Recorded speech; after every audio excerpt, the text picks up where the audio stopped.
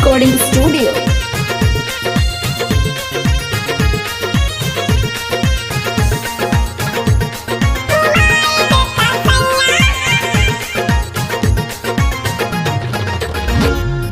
तुलसीपुर में बसी है मर देवी पाटन मैया घुमाई देता सैया।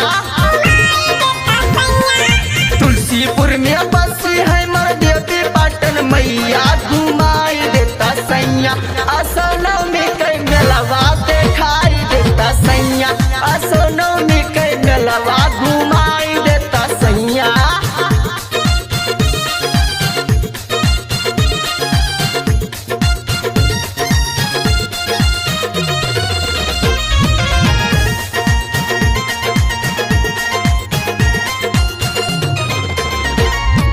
नारियल चुंदरी बिया देवरू से मंगाई लेता।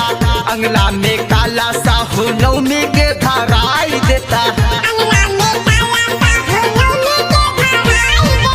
नारियल चुंदरी बिया देवरू से मंगाई लेता। अंगना में काला साहू नवमी के धराई देता। हाथ जोड़ के कहा तानी पड़ा तानी पैया घुमाई देता सैया। असोनमी के मेलवा दिखाई देता सैया। असोनमी के मेलवा घुमाई देता सैया।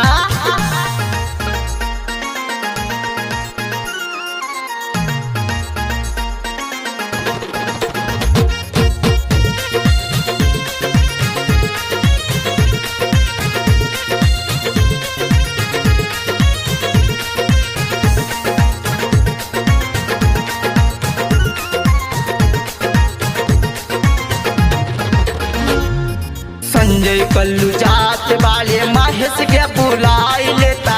चल के दुवरिया माँ के लाइफ बनाई लेता। स्वामीनाथ जात वाले मिशन के बुलाई लेता। चल के दुवरिया माँ के लाइफ बनाई लेता। चाट समोसा जिलेबी के मना ललचैया घुमाई देता सैया। असोनमी